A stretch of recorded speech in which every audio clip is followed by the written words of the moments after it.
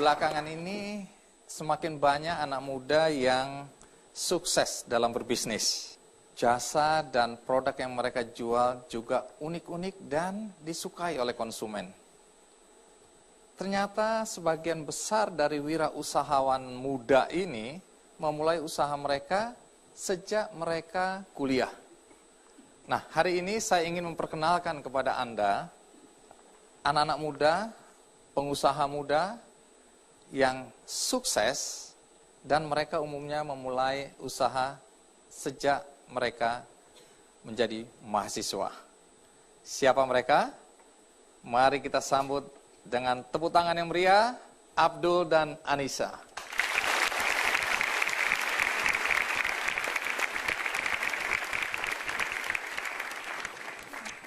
Iya, Anissa terima kasih sudah mau datang. Iya. Abdul terima kasih. Sama-sama. Boleh tahu Abdul umur berapa? 19 tahun. 19 tahun. Anissa 25. masih kuliah atau kalau Abdul masih kuliah? Masih kuliah. Anissa Bekerja. sudah mulai bekerja ya. Dulu sekolahnya di mana? Aku di Ekonomi Studi Pembangunan Universitas Pajajaran. Pajajaran. Kalau Abdul? Saya di SBM, School of Business Management, Institut Teknologi Bandung. Oh, sama-sama orang Bandung. Ya, Kebetulan. Kalau boleh tahu Abdul bisnisnya apa? Saya produsen dari Cueva. Berapa orang pendirinya? Kita ada 9 orang. 9 orang. Boleh nggak diperkenalkan? Oh, ini ada seragam Cueva ini ya. Nah, boleh yang merasa pendiri Cueva berdiri? Iya, anak-anak muda semua ini ya. Baik. Baik, silakan duduk kembali. Jadi ini pendiri perusahaan yang memproduksi Cueva. Oke, nanti apa itu Cueva kita jelaskan. Kalau Anissa, bisnis apa ini ya? bisnisnya namanya Growbox. Jadi Growbox. ya kita bikin edible growing mushroom kit yang bisa ditumbuhin di mana aja dan kapan aja. Apa itu yang bisa tumbuh di situ? Jamur. Berapa orang pendirinya? Kita berempat. Berempat. Iya. Boleh diperkenalkan mana? Boleh berdiri. Iya. Cowok-cowok yang ganteng. Wow, Iya. cowok-cowok. Baik. Ya, tentu Anda bertanya-tanya ini bisnis apa ya? Nama perusahaannya apa? Namanya Ideas Indonesia. Ideas Indonesia. Kalau Abdul? Earth Company. Earth Company. Baik. Tentu Anda semua penasaran, ini bisnis apa anak-anak muda ini ya? Mari kita ikuti liputan berikut ini. Karena muda Bukan berarti takut, tetapi bagi kami menjadi pemuda adalah tantangan untuk berkarya dan berkreasi dalam kolaborasi. untuk menginspirasi sesama.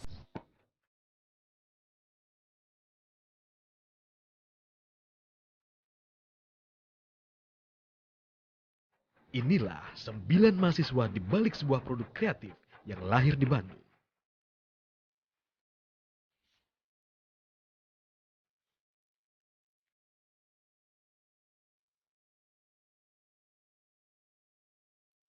Saat ini, mereka masih berstatus mahasiswa di Sekolah Bisnis dan Manajemen di Institut Teknologi Bandung.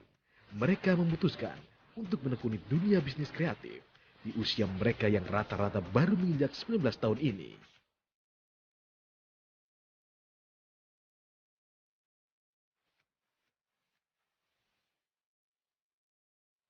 Cueva adalah nama produk yang mereka gagas. Nama ini diambil dari bahasa Spanyol yang dalam bahasa Indonesia berarti gua. Cueva adalah speaker yang terbuat dari kayu. Speaker ini mampu mengamplify suara eksternal dari handphone yang menghasilkan suara 3 kali lebih besar dari suara aslinya yang dapat digunakan tanpa menggunakan listrik.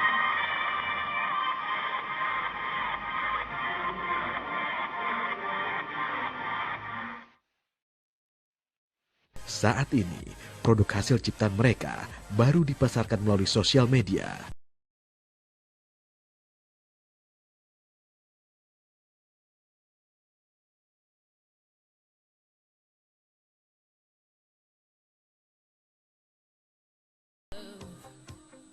Keuntungan yang mereka raih tidak hanya mereka nikmati sendiri. Mereka yakin produk yang mereka pasarkan mampu bersaing dengan produk lainnya. Harapan saya adalah setelah mereka kuliah, dan jadi alumni itu tidak berhenti di situ aja, tetap berbisnis karena bisnis yang sudah mereka jalankan dari kuliah ini sudah sangat-sangat berprospek dan sudah sangat-sangat diterima oleh masyarakat. Kesuksesan tentu menjadi sebuah tujuan utama mereka. Melalui berbisnis, mereka ingin membangun masa depan mereka sendiri.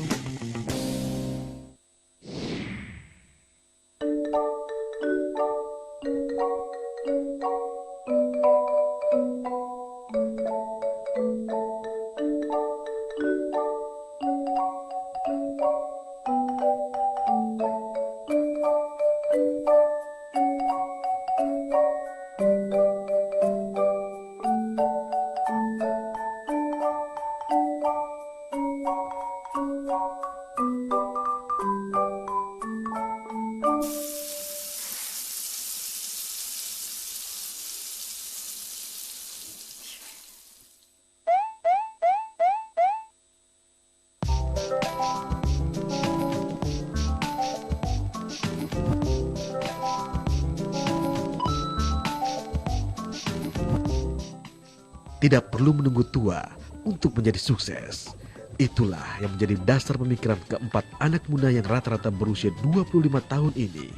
Mereka adalah Anissa, Aldi, Adi, dan Robi. Di Bandung, Jawa Barat, keempat anak muda ini menciptakan bisnis kreatif.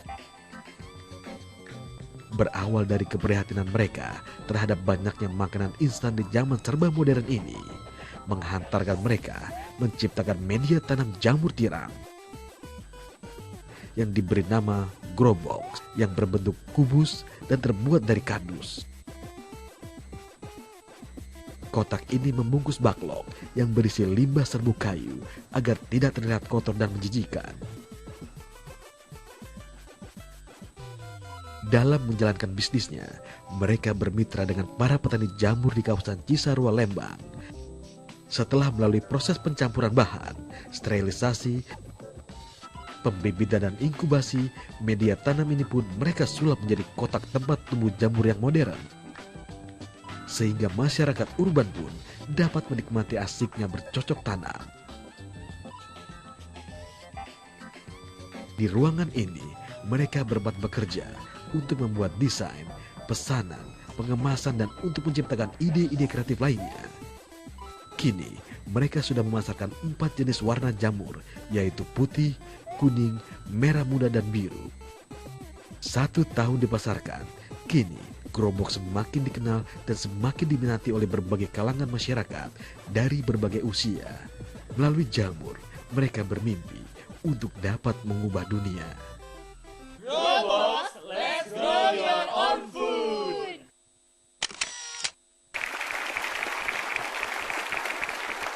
Ya, produk yang unik dan menarik ya. Mulai dari Anissa dulu. Anissa, coba ceritakan bagaimana awal mula muncul gagasan untuk membuat Growbox ini. Seperti yang kita tahu, Indonesia ini kan negara agraris ya. Tapi yang kita lihat, kenapa ya kok banyak banget kita ngimpor bahan-bahan pangan kayak gitu. Terus pas setelah kita lihat kenapa banyak impor, karena mungkin sekarang ini masyarakat itu udah nggak peduli makanannya datang dari mana. Terus waktu itu kita habis jalan-jalan ke Jogja, terus kita jalan-jalan ke Jogja, terus lihat ada restoran, di sana dia menyajikan semuanya dari jamur, dari semua dekorasinya. Terus kayak, ya lucu-lucu ya, kita bisa nggak ya bikin yang kayak gini gitu kan.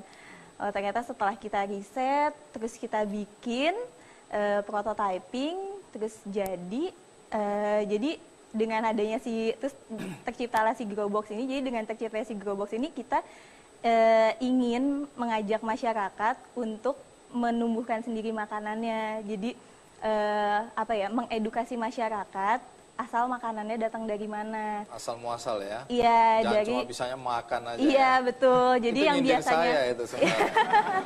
jadi mengubah lifestyle masyarakat yang biasanya konsumtif dengan melibatkan mereka di proses pembentukannya. Ini semua jamur asalnya Indonesia ini? Iya. Modal awal untuk mendirikan perusahaan dan memproduksi jamur Growbox ini berapa sih modalnya waktu itu? Kita waktu itu patungan 500.000 gitu satu orang. Jadi waktu itu kita kebetulan ada undangan event di Singapura pas kita lagi mau bikin prototyping itu, terus iya ada acara di Singapura, yuk kita bawa aja. Akhirnya kita bikin dusnya sendiri, nyablon sendiri. Terus apa hasil pameran di Nah, Singapura? terus akhirnya kita bawa 20 kotak grow box ke sana. Terus ternyata semua orang suka gitu. Kita kira tuh cuma anak-anak kecil aja yang suka, tapi ternyata oma-oma, opa-opa mereka suka. Alasannya kita ingin berkebun tapi yang gampang, yang nggak perlu susah-susah, tinggal Jadi ini disemprot menarik perhatian aja. banyak orang waktu itu ya, banyak pengunjung. Iya, terus kalau buat Oke. anak muda katanya saya bisa ngasih ini buat pengganti bunga. Kalau bunga dikasih 4 hari aja layu. Kalau jamur katanya bisa sampai jamuran di hati. Katanya gitu. Abdul, dari mana gagasan untuk membuat pengeras suara seperti ini? Oke, jadi awalnya itu kita ingin membuat suatu produk yang dapat menggantikan cara orang mendengarkan musik. Di situ awalnya. Iya. Dari situ kita 9 orang yang kebetulan disatukan dalam di SBM sendiri, di kampus kami. Kita coba brainstorm bareng, apa nih produk apa yang bisa inovatif, ada teknologinya, dan bisa diterima masyarakat. Ketemulah ide membuat passive speaker dari salah satu kakak teman kami, namanya Mas Eki. Akhirnya kita coba develop. Kita develop itu sekitar 5 bulan, dari awal banget, dari desain awal, dari desain awal kita nggak punya gambar, ini sebenarnya dalamnya kayak gimana sih bentuknya, sampai produk finalnya kayak gini. Gitu. Baik. Waktu mendesain ini katanya ada tugas sekolah juga ya? Iya, betul. Jadi ini menjadi bagian dari tugas sekolah? Iya, jadi sebenarnya awalnya proyek ini emang dari mata kuliah kami. Lalu kapan persisnya Abdul dan teman-teman berpikir untuk, wah ini bisa jadi bisnis ini, yuk kita jadikan bisnis. Itu kapan persisnya? Itu persisnya sih sejak kita mulai melakukan selling di pertama sih. Jadi kita animo masyarakat itu bagus, dari situ kita kayaknya oke, kayak kita bakal lanjut terus. Dari mana tahu bagus? Ditawarkan ke teman-teman di kampus atau di luar? Jadi kalau dari pemasaran sendiri kita dari pertama dari website. Jadi kita punya official ditawarkan website. di website, ternyata Ya, animo masyarakat cukup bagus. Lalu kita juga ada grand launching pertama. Dari situ banyak media yang datang, banyak media yang ngeliput. Baik, nanti peragakan juga ya. Boleh. Tapi sebelum itu kita rehat sejenak, ikuti terus Kick and Day. Baik, kembali ke Anissa dulu ya. Boleh tahu, jadi bahan-bahan apa saja yang dipakai untuk membuat grow box ini? Coba kita lihat dulu grow Boleh. boxnya. Jadi media tanam grow box ini bahan-bahannya ada, kita recycle serbu kayu, terus juga ada, jadi kita mengolah limbah kayu jadi sesuatu yang lebih bernilai lagi, terus juga dicampur sama sekam, terus dicampur sama kapur juga, terus dikasih bibit jamurnya. Berapa lama waktu itu hasil riset sehingga Anissa dan teman-teman yakin, wah ini menarik untuk bisa jadi bisnis ini?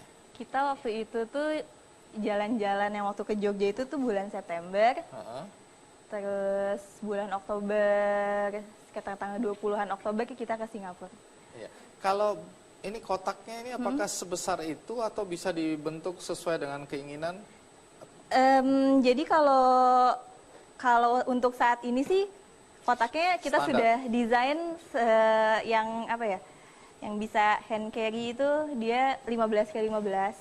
Terus kalau misalnya untuk dijual retail biasa, bentuknya memang kayak gini, desainnya seperti ini. Tapi karena sekarang kan kita juga menyasar pasar untuk corporate gift, kita bisa kerjasama dengan perusahaan, misalnya perusahaannya pengen desain sablonannya beda, Ada atau logo perusahaan, ada logo perusahaannya, boleh itu bisa. Terus juga karena sekarang pasar souvenir juga meningkat, kita juga bikin produk yang lebih kecil untuk souvenir pernikahan, grow box in jar. Oh, jadi kalau ada orang menikahkan anaknya bisa jadi souvenir ini? Iya, ini yang Kalau ini apa kecil-kecil. ini? Nah ini grow box in jar-nya.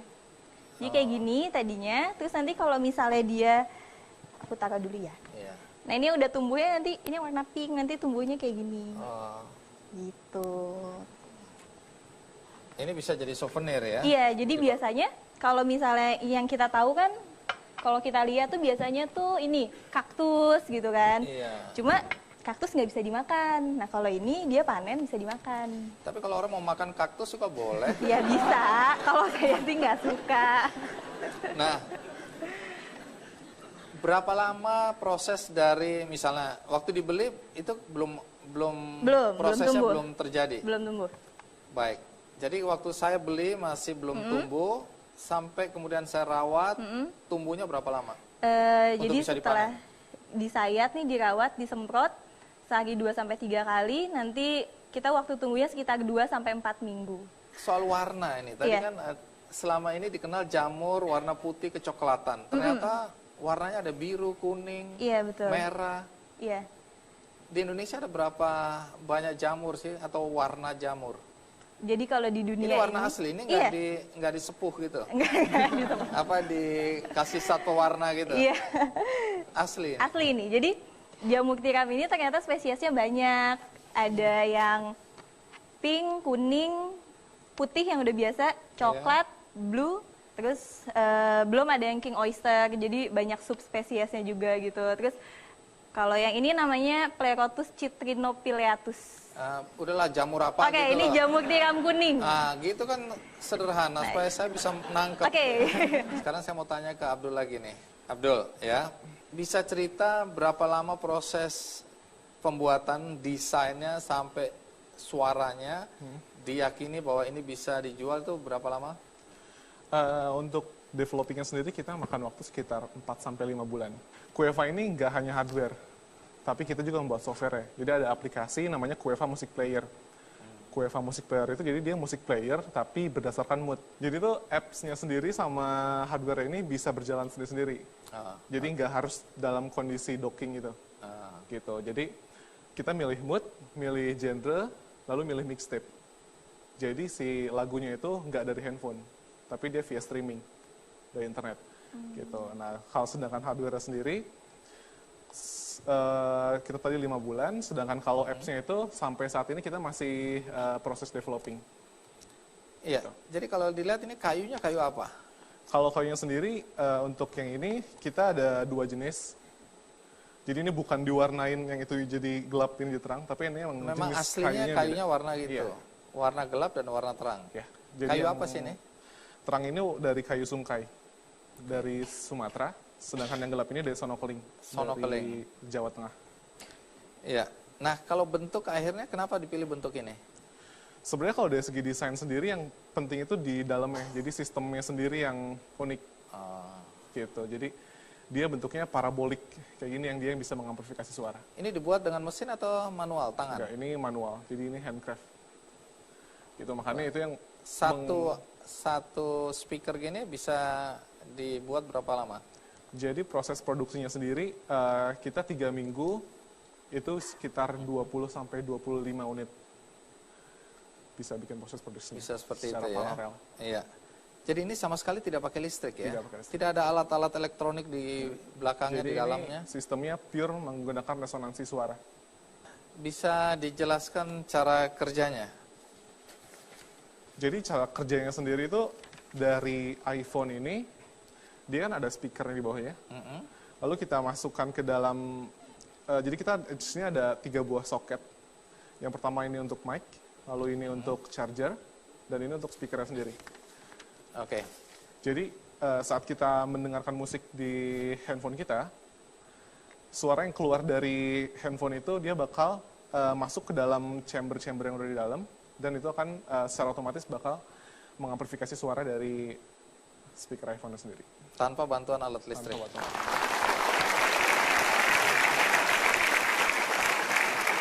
Ya, mungkin ada penonton yang mau nanya ini. Selamat malam, aku Helmiza mau nanya, ini pasaran Growbox itu udah di tingkat internasional atau masih di Indonesia?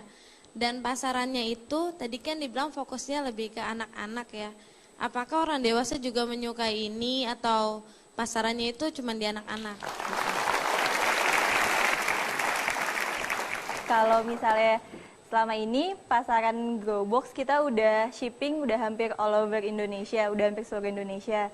Terus internasional nih saya tuh agak kaget karena saya sering nerima email atau message dari Inggris, terus Hongaria, Jerman, Shanghai, terus Islandia kemarin tuh. Mereka semua punya Growbox, tapi kita belum pernah ngirim ke sana. Jadi katanya ada penawaran atau permintaan ya? Bahkan sudah punya, Growbox sudah sampai sana, bahkan yang bikinnya aja belum sampai sana. Oh, jadi gitu. Growbox sudah sampai di sana, yang punya nggak tahu? Iya. Iya. Jadi setelah Singapura sih itu udah pasti. Kalau dari Singapura udah ada beberapa orang yang tertarik, ayo kita bikin toko di Singapura, kayak gitu. Ya. Cuma target memang tahun ini kita harus bisa ship internationally. Ya, tadi kan Anissa udah cerita jenis jamur yang dikembangkan di Growbox ini ya. Tapi kalau boleh tahu sekarang ini yang sudah dipasarkan itu berapa jenis jamur? Kita udah ada 4 jenis. 4 jenis. Jamur apa aja tadi? Jamur tiram putih, Tiram putih, tiram kuning, tiram kuning, pink, pink. dan pendatang baru blue oyster. Apakah jamur jenis lain tidak bisa dikembangkan di Growbox? Bisa aja. Bisa, cuma untuk saat ini kita memang fokusnya di jamur tiram dulu. Kenapa? Karena dari jamur tiram sendiri juga itu kita belum ngeluarin semua jenis-jenisnya. Oke, dan kebetulan di sekitar tempat bekerja ada petani tiram, jamur tiram. Iya, terus selain itu juga jamur tiram ini dia jamur yang cukup kuat. Dia bisa tumbuh di mana aja. Apa khasiat dari tadi disebutkan apa yang kuning. Khasiatnya apa? Jadi dia punya anti hiperglikemik, dia bagus buat yang penderita diabetes, dia bisa nurunin kadar gula darah. Oh, yang kuning. Iya, yang kuning. Yang biru khasiatnya? Yang biru itu dia good source of glukosamin. Glukosamin itu buat osteoartritis. Jadi buat yang suka nyeri sendi atau yang kayak gitu. Terus dia juga antibody, kayak imun booster kayak gitu. Terus yang warna pink? Dia good source of antioksidan. Oh, jadi dia anti kanker, anti tumor. Terus kalau yang putih itu dia bisa nurunin anemia, bisa ngilangin anemia kayak gitu. Dan yang putih ini dia udah diklasifikasi sebagai 1 dari 7 superfood di dunia. Istilahnya kalau di Indonesia ini kita punya terms 4 sehat 5 sempurna. Nah, itu ada di dalam satu item itu si jamur tiram putih. Si jamur tiram putih. Iya. Ya. Jadi ya memang tujuan. Ini khasiatnya dari hasil riset banyak orang di dunia ya. Iya. Kalian udah baca dan tahu persis hasilnya. Kita semua baca jurnal. Okay. Kita baca jurnal dulu kayak gitu. Dan memang tujuan kita juga kan ingin mengedukasi masyarakat juga. Jadi kita jualan produk nggak cuma ini lucu terus bisa dimakan. Kita nggak pengen kayak gitu aja, tapi biar masyarakat juga tahu dan mengenal tentang makanannya itu. Dan khasiatnya ya. Iya, betul. Ini perawatan nggak susah tadi, tinggal semprot-semprot aja. Nggak susah, nggak harus dimasukin bibitnya nggak usah. Cuma tinggal dibuka segelnya, terus disayat media tanamnya, disemprot aja. Sedikit, terus lama-lama tumbuh, 3 minggu udah bisa dipanen. Nah, tapi lucunya dia itu biasanya dari pertama kali kita semprot sampai sekitar 2 mingguan itu tuh nggak ngasih tanda apa-apa. Kalau misalnya, iya jadi kayak ngasih harapan palsu gitu. Iya, kayak ngasih harapan palsu, PHP gitu. Jamurnya. Oke, terus? Tapi sekali dia tumbuh kecil sampai bisa dipanen, butuh waktu sekitar 4 hari itu udah siap panen. Oh, jadi curut gitu, iya. Pagi-pagi kita tinggal belum ada, begitu besok kita datang, sudah tumbuh. Itu laporan-laporan dari konsumen kita kayak gitu, kayak wow, magic gitu kan. Jadi bisa 4 hari kemudian langsung tumbuh, terus dipanen. Iya, terus dipanen. Nah, kalau sudah dipanen, itu biasa hasil panennya berapa beratnya atau berapa besar? Jadi untuk hasil panen pertama kali itu sekitar 150 sampai 200 gram. Oke, itu bisa diapakan? Dimasak? Dimasak. Bisa dimakan mentah nggak bisa? Bisa, tapi saya nggak suka. Bang Andi suka, boleh coba cocol sambal aja gitu ya. Oh, bisa ya. Buat itu biasanya masak apa? Biasanya mungkin ada yang suka pakai topping pizza atau ditumis biasa atau jadi campuran capcay. Kenapa nggak dimasukkan aja resep-resep di situ? Resep untuk iya kan? Iya, betul. Resep jamur. Betul. Ini ide saya, tolong dicatat. Betul. Siap. Sebagian royalti bagi ya. Nah, Abdul, coba sekarang mungkin bisa diperagakan bagaimana fungsi dari loudspeaker atau pengeras suara Cueva ini? Oke, mungkin ini ada satu video.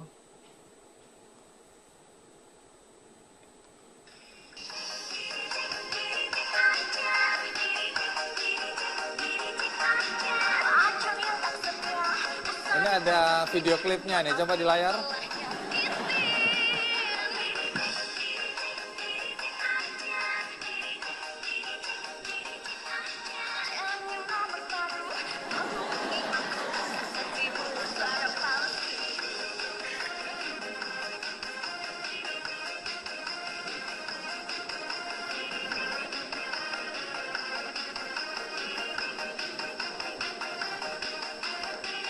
Oh.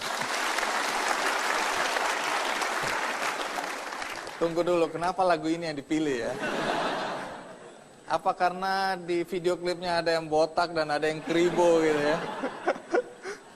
Atau mentang-mentang saya waktu masa mudanya sering di-reject? Baik, jadi ini kalau di dalam ruangan yang ukurannya memadai, karena ini biasanya ditaruh di kamar ya, bukan di studio sebesar ini ya. Itu suaranya optimal. Lebih optimum. Ini segmen yang dituju siapa? Kalangan bawah, menengah, atas? Kalau dilihat dari harganya, berapa harganya? Oke, kita jual satu buah Cueva itu seharga 780.000. Ini segmennya siapa kalau harganya segitu? Oke, jadi pertama sih kita mensegmentasi dari jenis. Jadi misalnya kita Cueva ini bagus buat di kamar. Maksudnya optimum di kamar. Jadi mungkin pertama para mahasiswa atau mungkin orang-orang yang bekerja seringnya di kamar. Atau juga bisa buat orang-orang kantoran yang ada desktopnya. Seperti itu. Kalau ada yang tertarik untuk membeli alat ini atau Cueva, bisa beli di mana ini? Sekarang ini kita punya official website itu di www.thisiscueva.com. Sama ada beberapa offline store di Bandung dan Jakarta. Apakah ada keinginan untuk memasarkannya di luar negeri? Sangat ada. Jadi emang sangat ada. Sangat ada. Oke. Itu Apa mungkin yang sudah jadi dilakukan? target kita sejak pembuatan Cueva ini. Nah, kalau bahan bakunya dari kayu gini, apa tidak takut dianggap merusak lingkungan? Karena pasti ada pohon yang ditebang. Yep. Untuk itu kita juga sudah memikirkan dari awal. Dari awal kita pemilihan material sendiri. Karena kita setuju menggunakan kayu, akhirnya kita juga harus berpikir bagaimana caranya kita bertanggung jawab pada alam. Akhirnya kita membuat sebuah program namanya One Cueva, One Tree. Artinya apa? Jadi setiap pembelian satu buah Cueva, kita akan kalkulasikan itu menjadi penanaman satu buah pohon. Kalau ada yang tertarik sama grow box, bisa dapat di mana? Kalau sekarang tuh kita tokonya ada di Bandung sama di Jakarta. Iya. Di Bandung tuh kita ada di Siete Cafe, Reading Light, sama di Origin House and Kitchen. Kalau di Jakarta kita ada di semua store-nya The Goods Dep Store. Kalau di luar Bandung dan Jakarta kita shipping, kita kirim. Pembeliannya online lewat website kita. Iya. Halo growbox.com. Ya. Kedepan saya dengar-dengar ini mau dijadikan atau grow box mau dijadikan bahan edukasi ya untuk anak-anak sekolah. Iya, kalau misalnya buat targetnya anak-anak dan untuk ke sekolah, kita lengkapi grow box ini dengan modul edukasi gitu. Jadi kita nggak cuma ngejual grow boxnya aja, tapi nanti ada modul edukasinya. Jadi anak juga ada lembar kerjanya buat proyeknya mereka. Masing-masing kelompok kita kasih satu kelompok satu grow box gitu. Terus mereka rawat, terus mereka juga langsung inisiatif gitu, ayo kita bikin daftar tiketnya gitu, siapa yang nyemprot, yang rawat gitu. Sampai pada suatu hari gurunya ngepost di Facebook, bilang katanya, lihat ini anak-anak lagi pada seneng panen grow box, jadi mereka bikin cooking class gitu, bikin masak-masak bareng gitu, jamur hasil panen sendiri. Baik, terima kasih ya, semoga sukses. Kalau tadi kita sudah berkenalan dengan dua pengusaha muda mewakili teman-temannya, anak-anak muda yang berbisnis dan bisnisnya unik, maka kali ini saya ingin mengajak Anda juga berkenalan dengan dua anak muda yang juga mengembangkan bisnisnya sejak mereka di bangku kuliah. Siapa dia? Mari kita sambut Lia dan Dea. Dea, terima kasih sudah mau datang. Lia, terima kasih juga. Boleh tahu kalau Lia dulu kuliah di mana? Desain komunikasi visual Trisakti. Kalau Dea kuliah di? Sistem Informatika, Universitas Multimedia Nusantara. Oke, menarik. Betulkah Lia dan Dea sudah memulai bisnis dari sejak kuliah? Betul. Betul? Dea? Udah mulai bisnis dari semester 3. Semester 3. Kalau Lia dari semester berapa? 6. Semester 6 mulai. Bisnisnya apa sih kalau Lia? Gelang, aksesoris. Aksesoris. Ya, Oke. Kalau Dea? Baju batik. Baju batik. Tadi ada teman kita, usahawan muda atau wirausahawan muda yang juga tergerak untuk berbisnis sejak muda. Nanti Lia dan Dea juga cerita ya, dari mana gagasan itu muncul untuk berbisnis pada saat masih di bangku kuliah. Ya. Tapi sebelum itu, mari kita saksikan dulu sedikit cerita tentang Lia dan Dea berikut ini.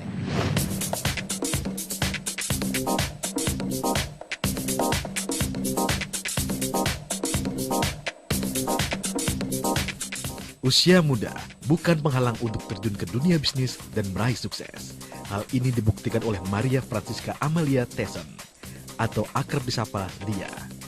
Ia mampu mengembangkan bisnis aksesoris yang dirintisnya sejak di bangku kuliah hingga berkembang seperti sekarang. Lia, yang memiliki latar belakang pendidikan Fakultas Seni Rupa dan Desain Universitas Trisakti ini, memulai debut bisnisnya di usia 21 tahun. Dengan menjual berbagai aksesoris unik hasil kreasinya, seperti kalung, gelang, sepatu lukis, topi rajut, dan baju rajut. Lia melihat celah bisnis saat itu, di mana para mahasiswa di kampusnya kerap berpenampilan fashionable mengikuti tren mode.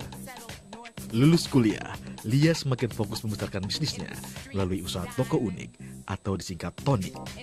Kini, Tonik yang ia rintis sejak tahun 2006 ini sudah memiliki beberapa gerai yang tersebar di beberapa pusat perbelanjaan di Jakarta dan Surabaya.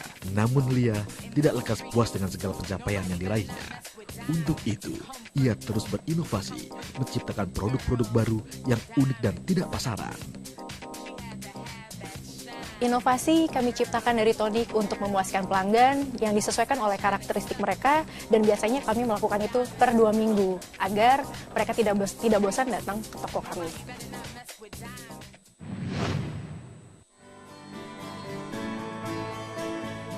Di Semarang, ada Dea Valencia Budiarto atau akrab dipanggil dengan Dea.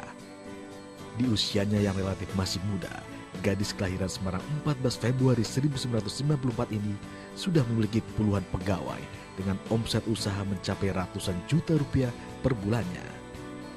Awalnya, Dea hanya membantu ibunya menjual koleksi batiknya, namun ketertarikannya pada batik berkembang hingga Dea pun akhirnya berinisiatif mengoleksi batik dari berbagai daerah.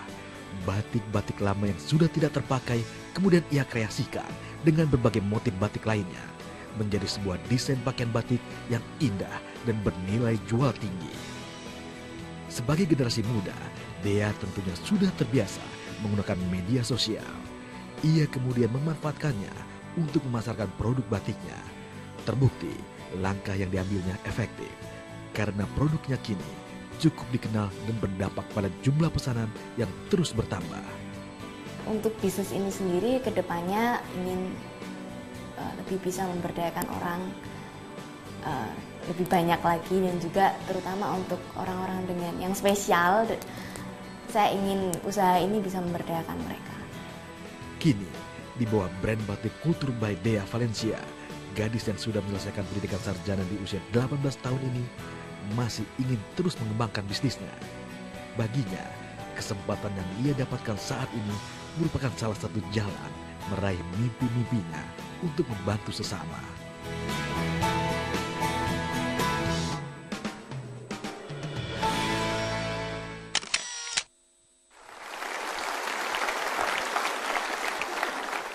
Nah, Lia, semua kami di sini dan penonton di rumah pasti ingin tahu dari mana ide untuk membuat aksesoris seperti ini muncul, dan kemudian bagaimana sampai Lia yakin bahwa ini bisnis yang menarik.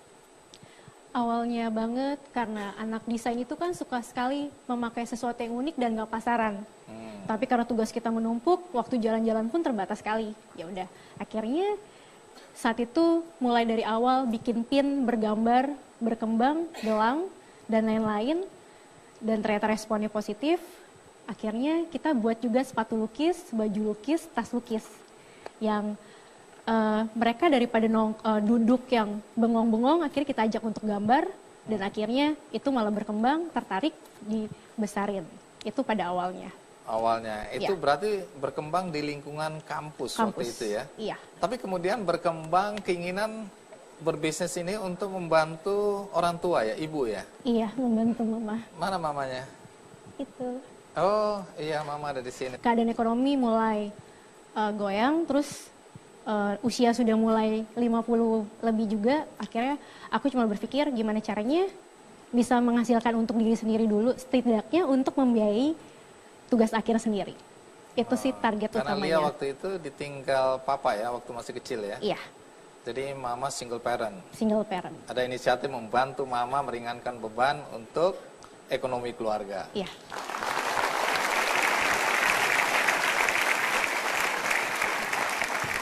Nah, produk apa yang pertama kali dibuat waktu di kampus? Gelang dan kalung. Oke. Terus harga jualnya berapa waktu itu? 3.000 sampai 35.000. Oke, dari mana modalnya? Dari uang jajan yang dikumpulin. Ini menarik, uang jajan yang dikumpulin bisa jadi modal bisnis ya. Jangan dihabisin anak-anak. Dea, dari mana gagasan untuk membuat batik dengan model begini? Jadi gagasannya? awalnya mulai jualan itu bukan jualan baju ya, mulai jualan itu adalah jualan kain. Saat itu tahun 2011 saya masih kuliah di Tangerang kebetulan. Nah ibu saya itu koleksi batik yang namanya batik lawasan. Dimana koleksi itu akhirnya kebanyakan dan beliau minta tolong ke saya untuk bantuin dong jualin. Waktu itu saya masih kuliah kan bingung kan, nah loh jualin kemana? Akhirnya saya cari media yang paling gampang, paling simpel dan yang pasti gratis, yaitu online. Menurut saya, seorang penjual itu harus menguasai secara ekstensif produk yang dijual. Nah, dari situ saya mulai belajar mengenai batik. Lawasan. Mana sih batik lawasan? Mana sih yang bagus? Mana sih yang langka? Oh, yang ini kalau gini buatan tahun berapa? Saya mulai belajar kayak gitu. Nah, dari situ mulai senang. Mulai senang, namanya batik lawasan itu batik antik ya. Namanya barang antik itu biasanya sifatnya adalah one of a kind. Kalau ada satu dijual ya mau beli lagi ya belum tentu ada. Dapat. Nah dari situ mulai nih pengennya beli melulu nggak mau jualan. Yang mana sayang, mungkin ya? sayang, soalnya kalau jual belum tentu dapat lagi kan. Akhirnya dari situ mulai ada ide untuk memanfaatkan kain lawasan juga yang kondisinya tidak sempurna atau udah cacat-cacat gitu. Mulai saya kombinasikan dengan bahan-bahan lain seperti denim, wool, jadi baju. Tunggu dulu. Dea tadi jurusan apa? Sistem informatika. Gak nyambung ya. Lalu apa manfaatnya ilmu yang dipelajari di bangku kuliah? Banyak banget kan, menurut Ada saya. ya? Banyak ya. Sistem itu kan adalah sesuatu yang harus diaplikasikan kan. Nggak bisa sistem itu stand alone, nggak dipakai, dia harus diaplikasikan ke bisnis atau usaha. Sedangkan saya sendiri, satu kan pasti jualannya online kan pasti butuh sistem untuk melakukannya. Selain itu karena memang dari awal, untuk saat ini dari kain putih sampai jadi kami melakukan produksi sendiri dengan kemitraan dengan dengan pengrajin kami juga, maka kami juga membutuhkan suatu sistem untuk production cycle-nya. Jadi jelas ini barang pesanan siapa. Karena memang saat ini produksi setiap bulannya sudah hampir 1.000 piece. Jadi itu sistem sangat-sangat membantu dalam pelaksanaannya. Oh, jadi ada manfaatnya sekolah ya? Banget. Ya, Lia, ketika bisnis sudah mulai berkembang, dari box kemudian bagasi dengan isi aksesoris yang banyak, ini kan udah menyenangkan ini. Artinya ada progres yang luar biasa. Tapi tiba-tiba bisnis berantakan gara-gara tawuran. Apa sebenarnya yang terjadi waktu itu? Tonik itu sendiri mungkin besar karena pensi, pentas seni SMA. Pentas seni. Ya. Oh, ada bazar-bazar gitu ya? Ada bazar. Itu event yang bisa ada sekitar setahun tuh bisa 4 kali. Gitu. Pada zaman itu tenar sekali gitu. Nah, tiba-tiba pengamanan sudah ketat sekali di bagian sini. Tiba-tiba di bagian sini semua orang pada mau masuk gratis. Terutama para pria ya pada zaman itu. Nah, akhirnya udah rusuh. Lempar-lemparan dari mana-mana, tiba-tiba coba dikasih tahu mobil di bagian sana hampir diprediksi itu sekitar 40 mobil hancur. Oh, ya. Terus? Akhirnya waktu itu teman aku keluar dan melihat mobil hancur. Mobil aku paling depan deket tiket parkir, ya udah semuanya kaca hancur, bodinya pun ditusuk-tusuk pakai besi, ya udah. Akhirnya diputusin sama pihak semua sekolah bahwa tidak boleh ada pensi lagi mulai tahun depannya. Oke. Oh, itu artinya bisnis juga terhambat. Terhambat. Jadi keuntungan yang selama ini sudah terkumpul terpaksa harus untuk memperbaiki mobil. Terpaksa untuk memperbaiki mobil. Sehingga pengembangan bisnis terhambat. Terhambat karena kita juga waktu itu belum punya toko. Jadi benar-benar baru dari bazar ke bazar. Nah, bagaimana kemudian Lia bisa bangkit kembali? Bangkit kembali, ada festival kemang, aku ketemu dengan satu orang yang akhirnya ngajak untuk bazar di Cilandak Town Square. Nah, dari situ boleh dibilang pasar yang sangat berkembang, seminggu sekali mulai naik. Yang saya dengar produk-produk yang dihasilkan Lia atau karya-karya Lia atau rancangan Lia ini dibuat terbatas ya, tidak massal gitu. Tidak. Kenapa?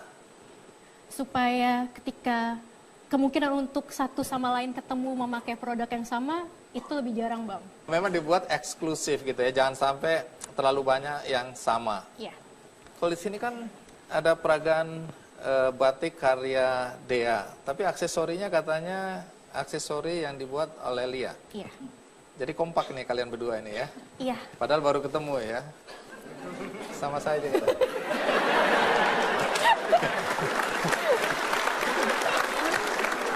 Ya. Nah, sekarang produk apa saja yang Lia buat? Dari 2006 ke 2009 kita fokus di aksesoris, tapi setelah 2009 mulai bergerak ke baju. Ternyata berkembang malah. Baju-baju apa? Baju-baju yang kayak aku pakai. Ini yang dipakai ini rancangan dari Lia juga sendiri. Oke, terus baju-baju apa lagi? Tadi kita lihat ada baju-baju kaos macam-macam ya. Iya.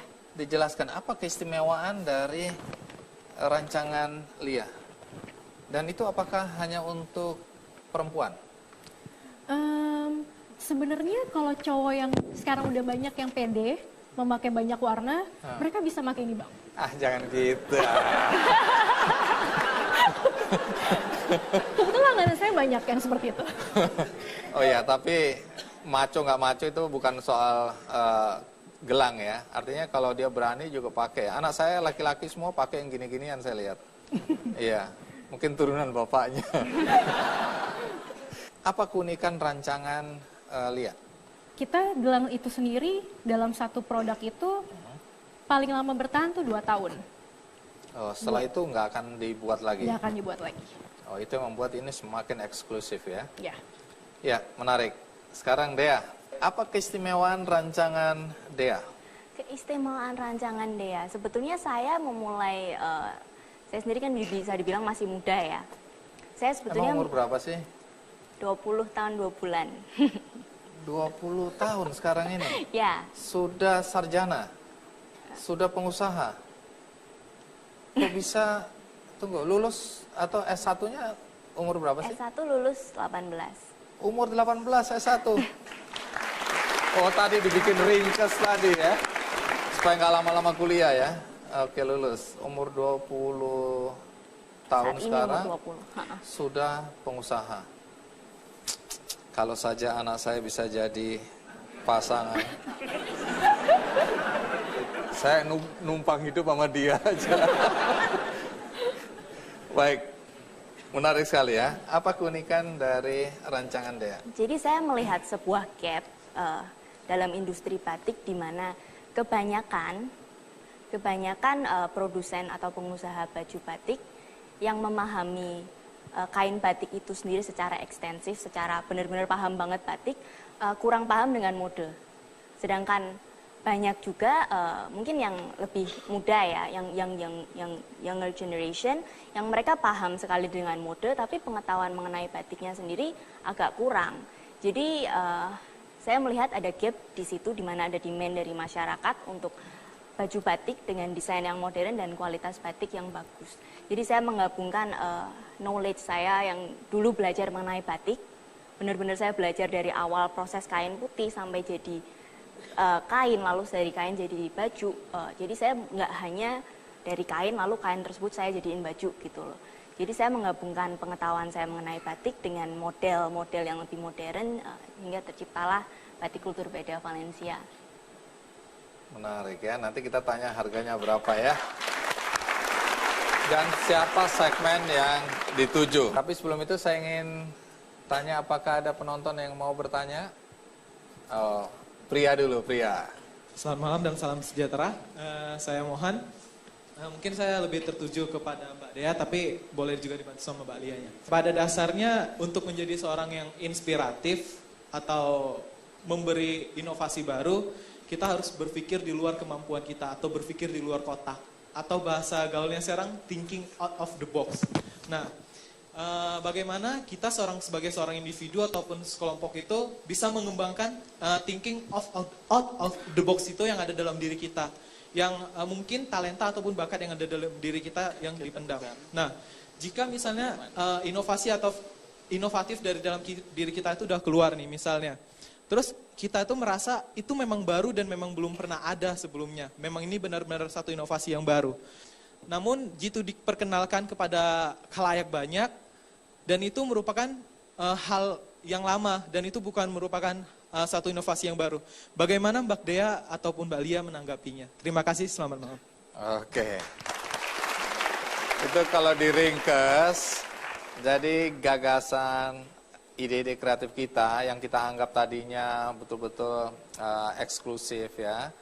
Ternyata waktu diciptakan, ada orang lain yang juga membuatnya. Bagaimana reaksi kita? Begitu ya kira-kira ya. Lia mau jawab dulu boleh?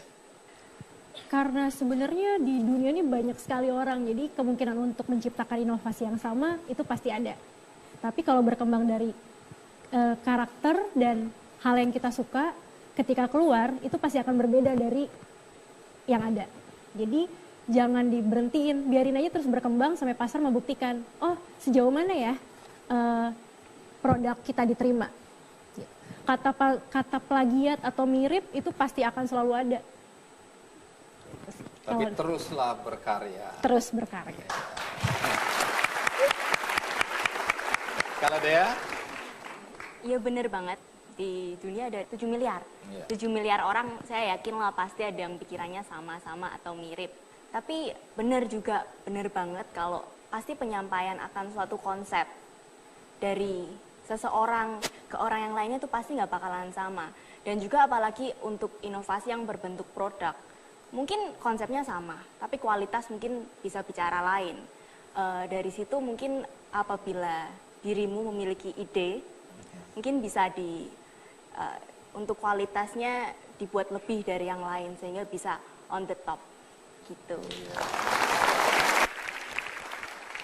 Lia, mulai bisnis dari bangku kuliah. Dari mulai jual satu box kecil digelar di emper kelas gitu ya. Kemudian berkembang mobil dan kemudian sekarang udah punya berapa gerai?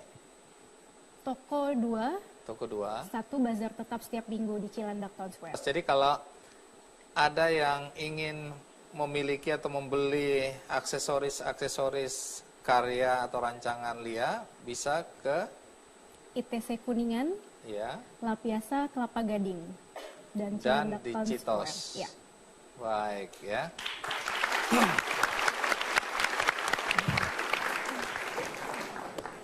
Yang menarik juga saya dengar bahwa Lia dalam merekrut karyawan itu mempekerjakan orang-orang spesial ya. Ya, spesial banget. Spesial banget. Siapa yang dimaksud orang-orang spesial ini? Mereka yang secara, kalau aku nggak mau cari yang udah mateng dalam arti pendidikannya tinggi dan segala macam. Jadi mendingan mereka masih seperti kaset kosong, Bang. Jadi dari awalnya banget mereka harus jadi tulang punggung, merasakan bekerja itu seperti apa dan perjuang itu seperti apa.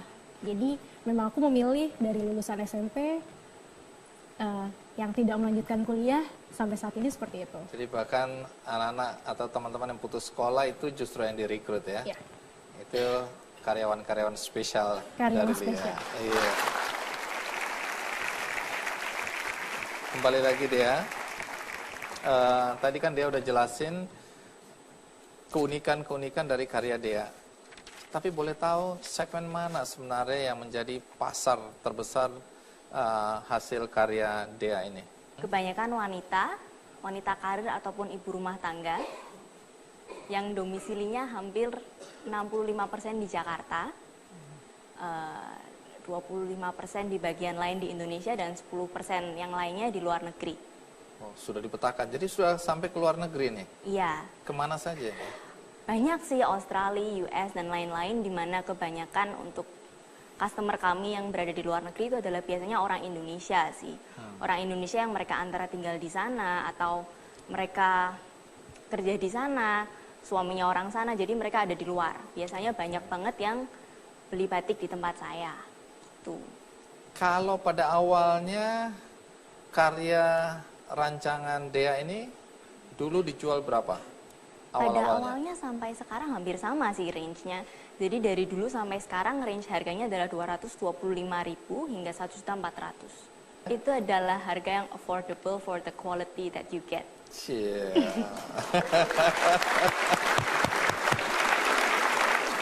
Ya. Nah, dia juga merekrut karyawan-karyawan spesial ya. Kalau tadi mereka yang pendidikannya nggak terlalu tinggi, putus sekolah.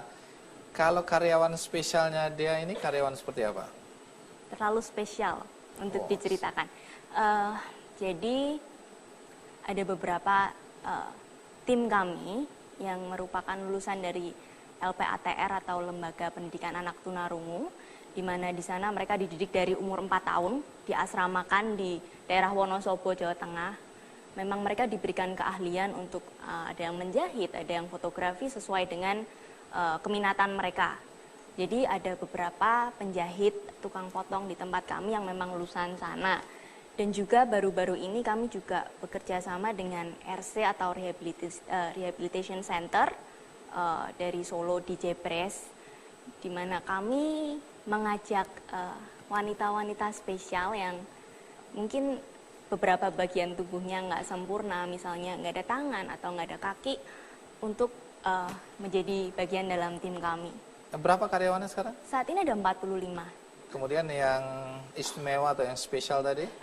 Saat ini ada 8, di mana keinginan saya ke depannya dalam perusahaan saya, berapapun jumlah karyawannya nanti, saya ingin mengalokasikan 15-20% untuk menampung, bukan menampung sih, untuk mengeksplorasi kemampuan orang lain yang spesial. Spesial tadi. Oh, iya. Lalu di manakah orang bisa membeli rancangan Dea ini kalau mereka berminat?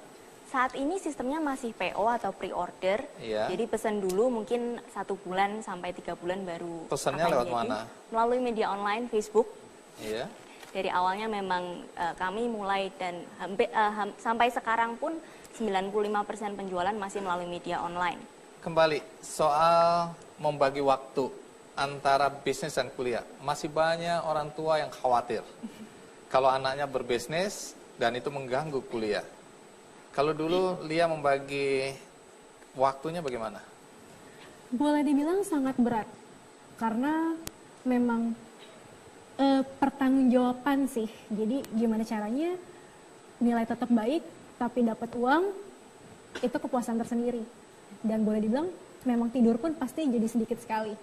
Baik, itu yang harus disadari oleh anak-anak atau anak-anak muda yang ingin berbisnis sambil kuliah. Ya. Bahwa waktu main banyak hilang. Tapi kalau hasilnya seperti sekarang, harusnya itu impas atau imbang ya.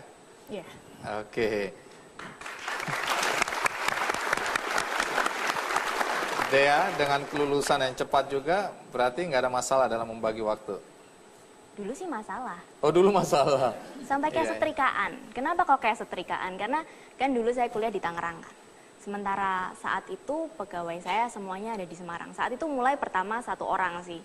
Jadi saat itu pegawainya 1 orang sama saya serabutan, semuanya dikerjain mulai dari PR, mulai dari customer service, fotografer, sampai jadi modelnya sendiri. Oh iya, model sendiri itu dalam rangka penghematan ya? Iya, kan nggak usah bayar kan? Oke, semua dikerjakan sendiri waktu itu. Dan itu banyak menyita waktu ya. Kalau ada anak muda yang ingin berbisnis atau orang tua yang melihat anaknya berbisnis tapi sambil kuliah, apa pesan yang ingin disampaikan oleh Dea? Menurut saya, bisnis memang harus mulainya early sih.